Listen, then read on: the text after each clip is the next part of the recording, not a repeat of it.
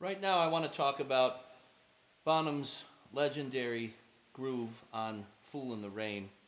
I've had several requests to do a video about this tune, and understandably so. It's one of Bonzo's most iconic beats, and I'd like to do a little breakdown of it for you. Um, Basically, it's a halftime shuffle, and it's most likely inspired by Bernard Purdie, who made this beat famous. I don't really know of any other drummers that I can call to mind before Bernard who played this groove in such a way. Um, I think that most likely Bonzo heard Bernard Purdie's version of this beat on a tune called Home at Last, which would make sense because that was recorded, I think, around 76. It came out in 1977 on Steely Dan's Asia album. The tune is called Home at Last, and he plays this beat on that tune. So it's likely that Bonzo heard that, and soon after, when they recorded In Through the Outdoor, that was on his mind, and it worked perfectly for this kind of tune.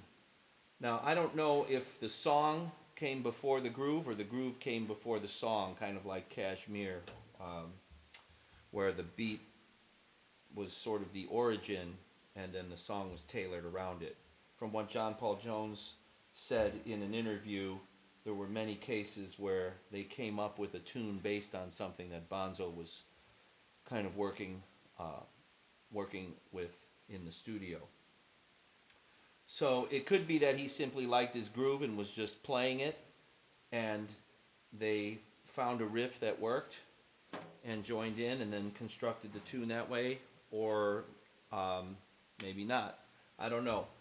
But I do know that this is Bonham's take on the Purdie Shuffle, but it's not note for note a Purdie Shuffle the way Bernard played it. There's some very subtle differences. First of all, Bonham is ghosting on the snare, but he's not ghosting quite as much as Bernard did when he played the beat.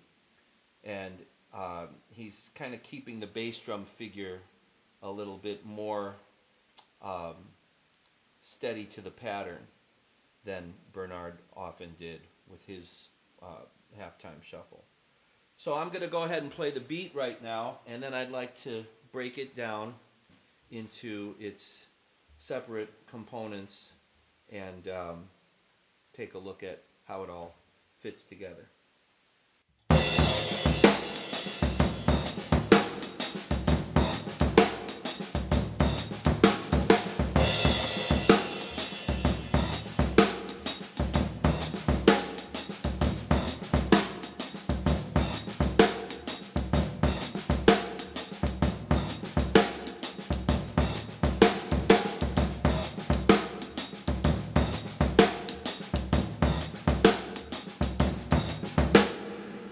Okay, so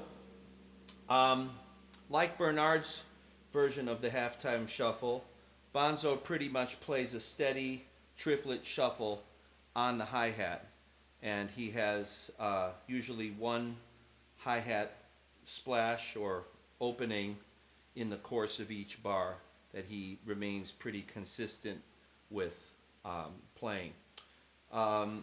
So let's look at what the hi-hat pattern is along with just the bass drum, so we can isolate these two parts. Okay.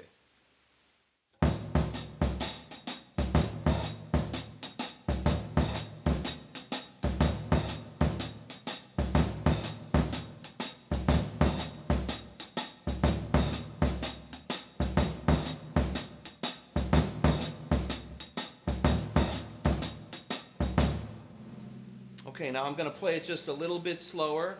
I think that it's pretty clear what's happening, but let's take a look at it at just a slower tempo. So we've got triplets with the middle note of each triplet on each beat is a rest. So, in other words, you've got 3,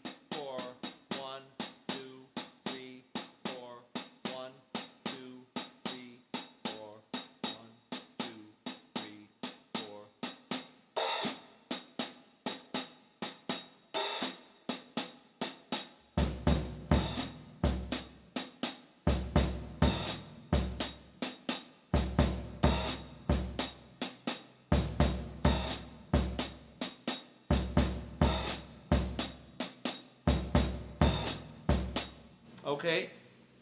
Now when we break it down that way, we can see that there really isn't a whole lot of complexity to what's happening with the hi-hat pedal and the bass drum and the right hand on the riding the hi-hat. Where the complexity comes in is how he's playing the shuffle beat with the snare drum, using a couple ghost notes, and then where the backbeat lands, which is on beat 3. Now you could play, of course, a shuffle and play the typical standard time shuffle would be on beats 2 and 4. So I don't know if this is, again, I don't know if this is Bernard's invention, quote, but what he kind of characterized and defined with this beat was taking a standard shuffle and cutting the snare drum backbeat down to halftime. So instead of this,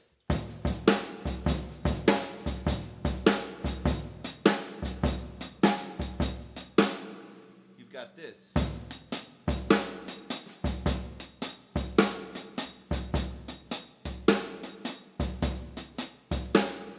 Okay? Now, one thing about the way Bernard plays his shuffle, he varies the hi-hat pretty often. Sometimes he's opening and closing on every quarter note.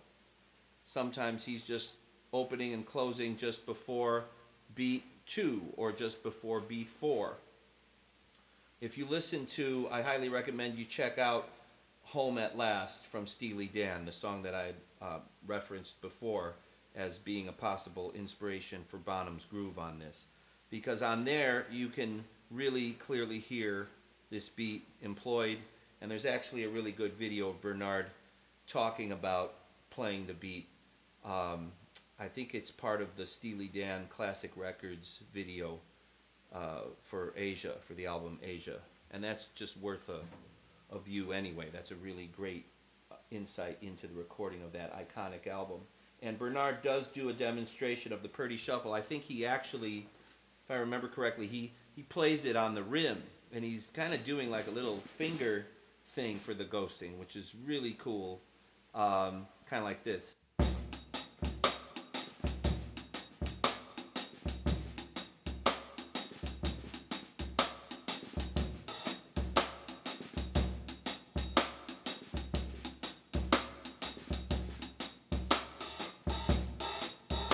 Often he'll do that too. You'll hear the hi-hat on all 4 beats, like I said, like this.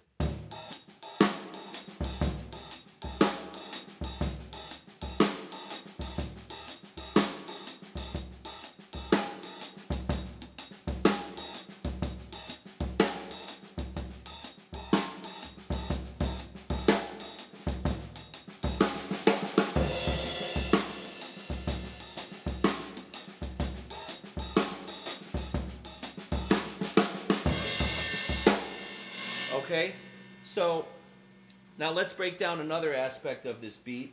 I'm just going to play the bass drum and the snare drum right now and attempt to play the hi-hat part on my leg, just isolating bass drum and snare so we can focus on that.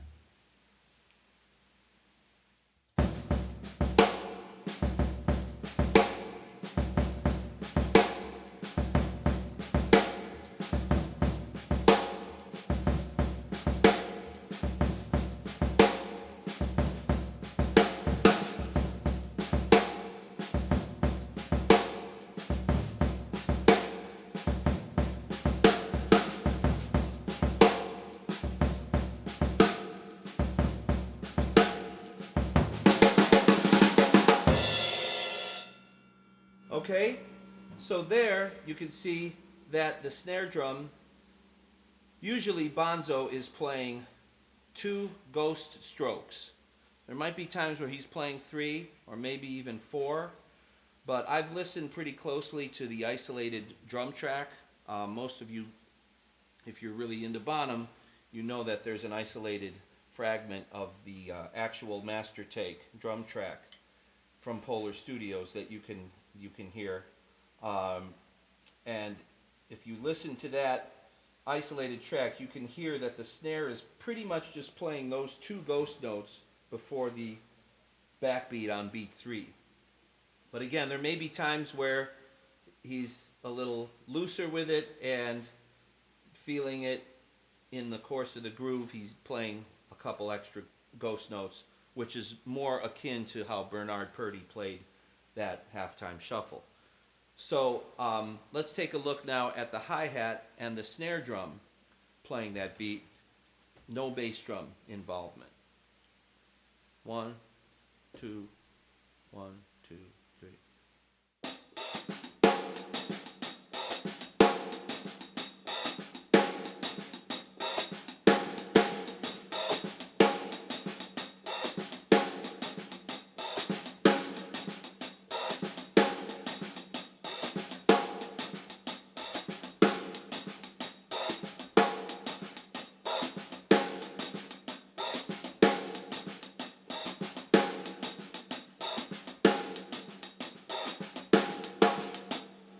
Okay, so now what I'd like to do is move on to the next section of the song where he moves up to the bell of the ride cymbal.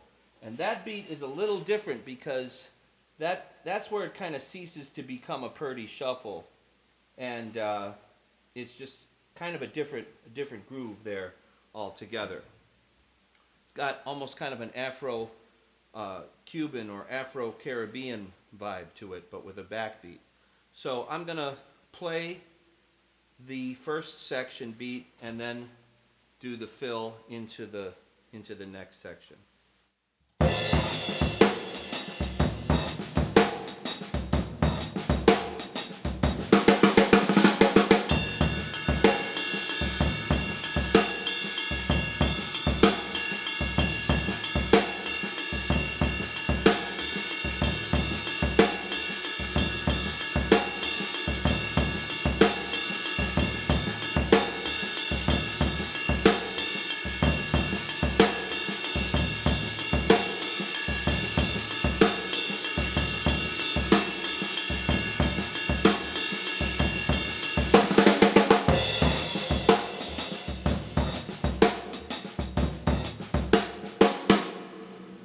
Okay, now let's take a look at this next section and what's happening. The bass drum is still playing the same pattern, which is 3, 4.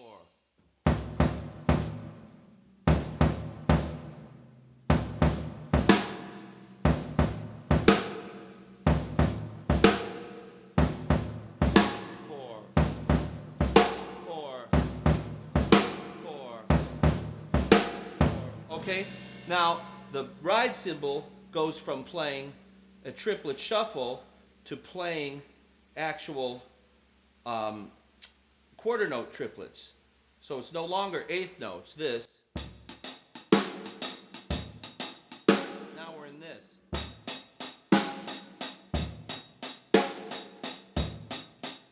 So that gives a feeling, really gives a feeling of polyrhythm at that point. Because now you're hearing 6/4. 1, 2, 3, 4.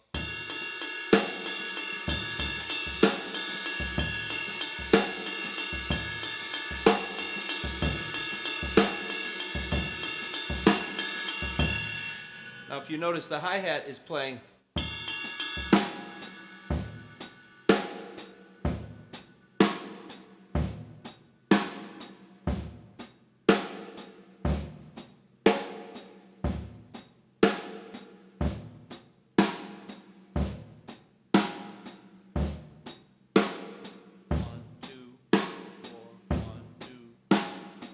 The hi-hat is playing on 2 and 4, and the snare is playing on beat 3 with the bass drum on 1. But up here we have the triplets.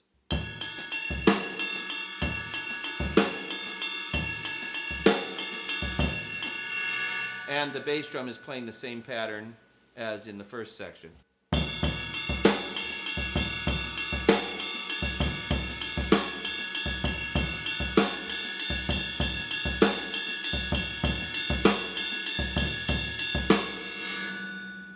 So with all of that, now we have ghosting happening on the offbeats of the triplets, the quarter note triplets that are on the ride cymbal.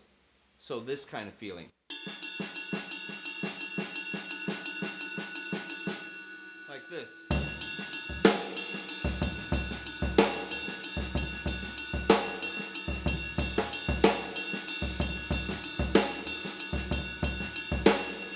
Now again, it's a little hard to hear clearly how many ghost notes he's playing with the left hand, but you can clearly hear at least two, and that would be like this.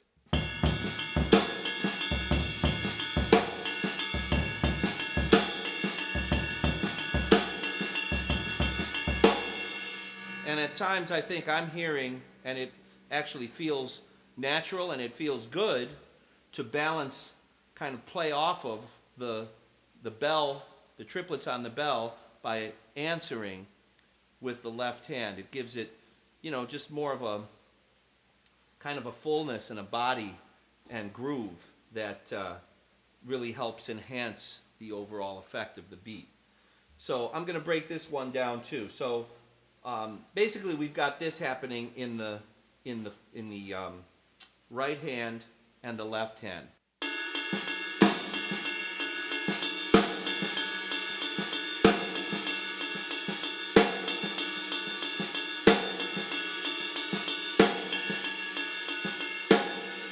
So that's 1, 2, 1, 2, 3, 4.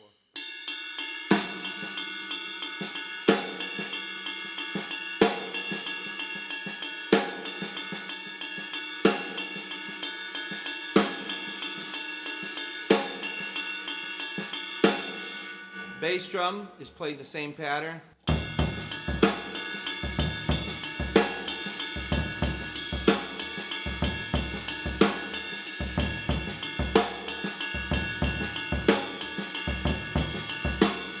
And then the hi-hat on beats 2 and 4.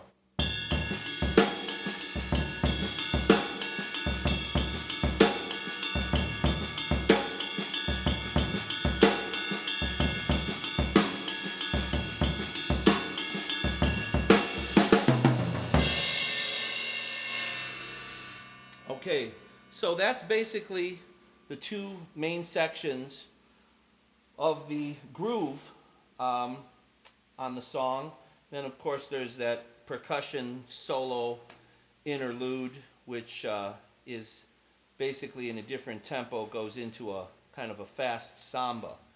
And there's not a whole lot to talk about in that section, honestly. I mean, that's basically just he's playing the quarter notes on the bass drum and the hi-hat, and it's pretty much a samba groove, and he's playing a straight 16th note kind of samba pattern, which alternates with accents like this.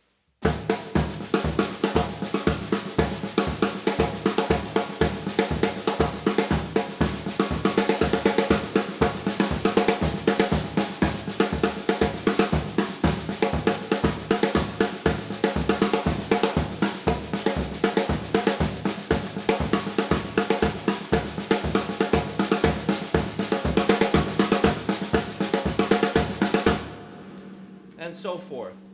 Now coming out of that, he plays kind of a big 32nd note triplet roll, and then that leads to the famous breaks of the timbale break and the snare drum break, which I can play here. I actually intend to do completely cover in through the outdoor, so at some point in the near future I'm going to do a whole series of videos doing every tune from the record. But for now, I'll just play kind of like the end of that section with the whistle and the samba in the streets and everything, you know, and coming out with the big roll, and then the timbale fill and the snare fill. I'll play the timbale fill on the toms.